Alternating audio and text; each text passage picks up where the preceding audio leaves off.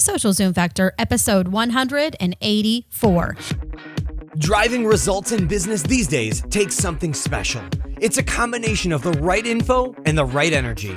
Pam Moore has both and is here to help you avoid the pitfalls and guide your business and life by leveraging and integrating social media, powerful branding, and digital marketing. Welcome to Social Zoom Factor. Now it's time to live life zoomed.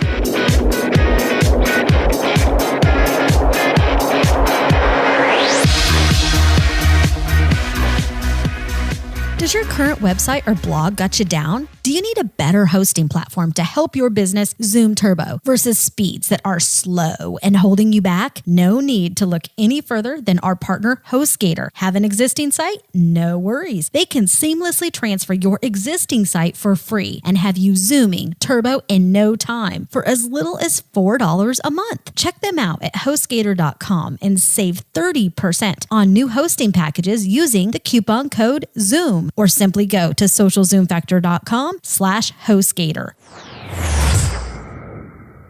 The Marketing Nuts Agency helps companies transform their social and digital business from the inside out. Visit their website at www.themarketingnutswithaz.com for a client list, case studies, and some amazing free resources to get you started down the path of success.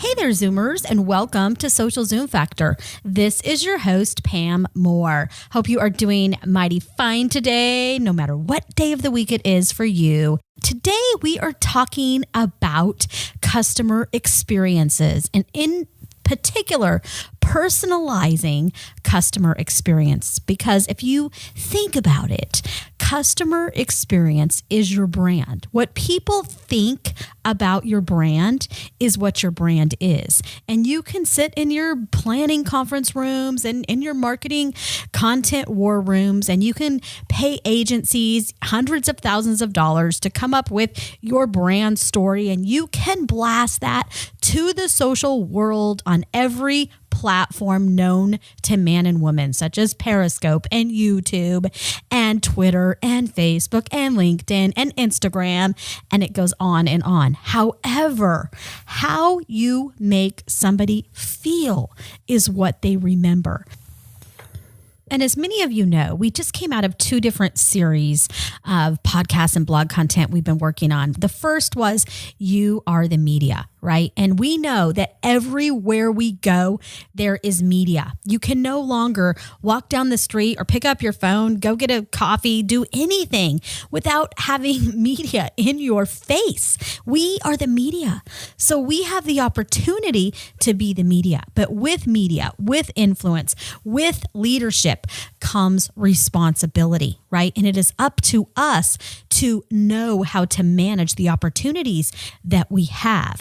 We are also responsible to inspire and to connect with our audience, right? It's our goal to inspire our audience to connect with us with the goal of helping them achieve their objectives. Only when we help our audience, our customers, our partners, our friends, our employees achieve their objectives do we achieve ours. And then we all win because we have the same goals and objectives. And how we connect with other human beings is what defines what type of media we are. It's what defines how we're going to inspire people. It's what enables us to create experiences that people remember. People are not going to remember every word that you say, every tweet that you write, every Instagram image that you post, but they will remember how you make them feel. So it is up to you to build that experience. You're not differentiated because you have a blog, a website, a Facebook page, a LinkedIn profile, and an Instagram page, and maybe you're periscoping, maybe you're doing Blab, maybe you are on YouTube doing Hangouts, podcasts, whatever it may be. You're not differentiated because you're doing those things. Your differentiation is going to come in the experience, okay? So that's what we're talking about today, is how can we create personalized experiences, because experience is our brand. What people say about us is what matters. What people remember about us is what matters. What people experience is what matters. So we are going to talk about 3 reasons why you need to focus on personalized experiences.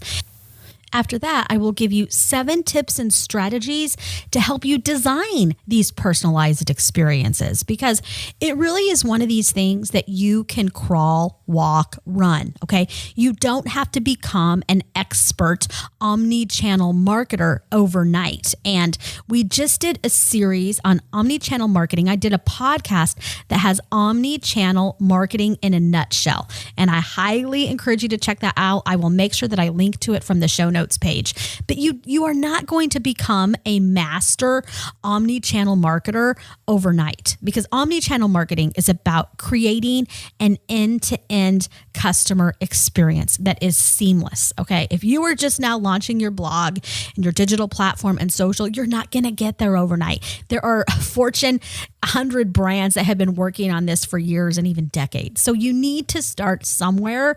And this podcast today is for the small business startup all the way up to corporations, whether you're working in a large brand, because I know I spent 15 years working in large corporate America and entrepreneur startup companies, and we service clients of all sizes. So I know that regardless of your size of your organization, regardless of the size of your team, you have these same struggles. And regardless of the size of your company, you need to be creating personalized experiences. Okay. It's not just for the big guys, and it's not just for big budgets. You can do this even as a small startup. So we're going to talk about 3 reasons why you need to be creating these experiences, and then we're going to go into 7 tips and strategies. So let's dig in. So reason number 1 is what we talked about. Customer experience is everything. So you don't have a choice. You can't ignore the fact that your customers are having an experience when they come in contact with your brand. Okay. People are going to remember how you make them feel, whether you make that a positive feeling or not. Okay. So it's up to you how you're going to make them feel. Number 2 reason is that it enables you to differentiate and stand out from the crowd. So we talked about how much media there is today. The only way you're going to be able to differentiate and stand out from the crowd is to provide an amazing, unique experience. Okay. Number 3 is that your competition cannot copy you. So you are your brand. You are creating this experience. Your customer, your audience, your online community can only have that specific experience with you, with your brand, with the communities that you're developing. Your competition can quote unquote copy you, but they can't copy that exact experience. It's not like they can take a blog post off your blog and they can easily copy and paste that. And trust me, we have a ton of that happen to us. People copying our content, but they can't copy the experience we have. They can't copy the way that we serve our customers. They can't copy the way that we engage with our community. They can try to do that, but the value in all of us, each brand, is that we provide that unique experience, right? And so I believe in abundance. I believe, we should all be working together anyway, and there's so much more we can do as a team than do as one. But you need to create that unique experience. Now let's talk about 7 strategies and tips. Number 1 is that you should focus not only on your customers' experience, but also on evangelists, on partners, on sponsors, on employees, okay? So you need to think bigger than just your customers, because if you are giving your partners, if you have a supply chain, if you have a resale channel, maybe you're working with value-added resellers. I don't know what your market looks like. Your sponsors, if you are giving them a poor experience, your brand is giving a poor experience to others as well. So these personalized experiences need to be personalized for every person that comes in contact with your brand, whether that is your sales partner, whether it is a sponsor, whether it is, an extended channel that you have. And that includes employees, which leads us to number 2. So Tip number 2 is to create the unique experience for your employees and make that as unique as an experience and personalized experience that you want your customers to have. So I truly believe in starting from the inside out. And I know if you're a startup, this is hard because everybody is just hands on deck. And same thing goes for large corporations, right? Budgets are tight right now. Time is tight. No marketer ever said, hello, I have so much money and so much time that I just don't know what to do with it. Okay. I don't think in my 20-year career have I ever said that. I don't think many of you have probably ever said that as marketers or business leaders. Okay. However, we need to take the time to build culture. We need to make sure we are hiring the right people. We need to make sure that we are not tolerating inefficiencies, that we are not tolerating lack of productivity. One bad apple in your organization that is not delivering to expectations of your team, of your customers, can ruin that customer experience. So, I'm a believer in that perfection is the enemy of really good, and sometimes really good is good enough. However, when it comes to experience, we have to have that be as close to perfect as we can. That experience needs to be really good. We can't be dropping the ball on a client kickoff call, right? We need to be getting those things right and start from the inside out. Tip number 3 is that you need to plan the experience from the very start, and you need to think about that end-to-end unique personal experience. You can't build your website, build your blog, build this social strategy and then think, okay, how am I going to make this unique for everybody that comes in contact with my brand? Wrong answer. It's not going to work that way. You need to think end to end because it takes 6 to 7 brand touches to make a lasting impression from your first hello. Okay. Whether that be via a tweet, whether a Facebook post, a video, an Instagram image, a podcast, to every single touch after that. Whether they are opting in for an email newsletter or updates, whether it's a sales or a web form, maybe it's a follow-up email to that web form, it's a voicemail return, it's a call return time. How quickly are people returning calls? It's a sales process, it's contract negotiation, it's project kickoff to full client delivery and execution, and everything in between. So it's end to end. And from tip number 4 is from a digital perspective, you need to ensure that you design a consistent, memorable experience at every single touch. All right.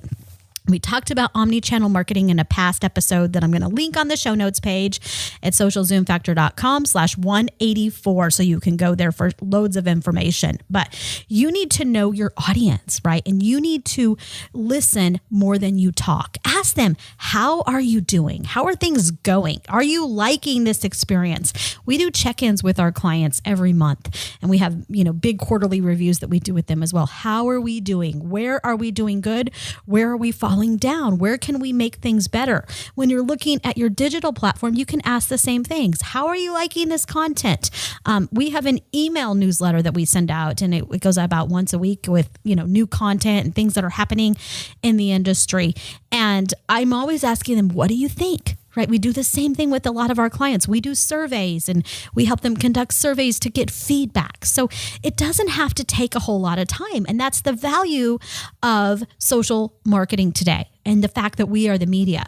Once you build this media platform, you now have the opportunity to utilize that to listen. So not only can you go out and just listen, you can pull data reports, you can see what people are talking about, you can see how they're responding to you, whether they're listening to you or not, but you also have the opportunity to ask questions. Okay, so you can create a survey really easy that you can send to your email list. It doesn't have to take months to do market research anymore. You can do some of these things rather quickly and agile. All right. So make sure that you are designing from the start the consistent, memorable experience across all of your platforms. So it needs to be consistent from a brand perspective, from a tone perspective, from a architecture perspective, from the content perspective. across your blog, across your website, across Facebook, LinkedIn, Instagram, Twitter, Periscope, the list goes on, right? Yes, you can have a little bit different personalities on some of those platforms, obviously, because each of the platforms are different. However, I should know it's you when I go get on that platform. There shouldn't be a different Pam because I'm talking on one platform versus another. I need to know that you are who you say you are consistently. All right. So if you say you are all about serving people and community, and then I log into a Periscope or a video and I hear you bashing everybody, but all your tweets say, be good to people, be nice to people, help people, serve people, I care about you. That's going to be a conflicting brand message, right? How you work with other people, how I see people experiencing your brand is really, really going to matter. So I know we're getting deep into some content here, and we need to take a quick break to hear a word from our sponsors, because they are what keeps this podcast going and enabling us to provide you valuable content on a consistent basis. So please give them a quick listen, and I will be right back. Would you like to get your business zooming turbo online, but don't know where to start? Is website development not your thing? Check out HostGator.com for all of your hosting needs. They have easy one-click WordPress installs or drag and drop website builders. If you need even more help, their website design, setup, SEO, and even managed services can have you zooming in no time. We have been hosting our own and client sites at HostGator for years, and I can personally validate that their service by far beats out their competition. With one little tweet, email, or chat conversation, they are there and ready to help you Zoom or resolve any issues that may come up 24/7, 365 days of the year. HostGator has the capacity to grow with you and scale when and how you need them to without headache or costing you a fortune. Check out HostGator.com today and save 30% on new hosting packages with coupon code ZOOM, or simply go to socialzoomfactor.com/HostGator. Again, that's socialzoomfactor.com/HostGator. Do you ever feel stuck in a rut, like your online business and social business isn't all that it could be? The Marketing Nuts Agency helps small businesses clear up to the Fortune 50 brands, provide clarity and vision for current and future programs. The Marketing Nuts believe in ROI-driven decision-making while still inspiring audiences with relevant content. From social business strategy and consultation, influencer marketing, to corporate training and workshops, and fully outsourced digital and social programs. The Marketing Nuts helps you prioritize your investment, impact business goals, and inspire your audience to invest in a relationship with you. To start the conversation, visit www.themarketingnuts.com. I'm back.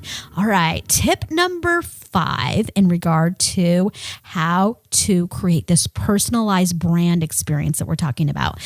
This is easy. It's make it easy. So make it easy for people to find you. And you need to create discoverable content, which we're going to be talking about in a very near term upcoming episode. Okay. But you need to make it easy for people to find you. And you need to make it easy for people to start a conversation with you. Don't put up so many walls that they can't contact you.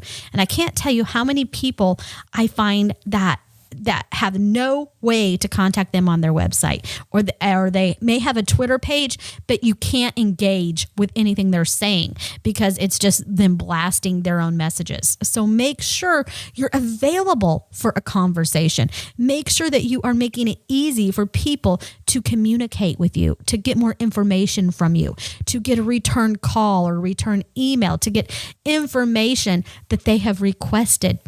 Make it easy for them to find your other platforms and information. All right. They don't know where to go. If somebody just found you via a Google search, but they're wanting to see and learn more about you, you want every touch of that brand touch, that you have the opportunity to be positive, to be memorable, to be unique, to be relevant, to be valuable, right? You need to make sure that every time they come in contact with your brand, you're making it easy, it is consistent, it is meaningful, and you're making them feel good, right?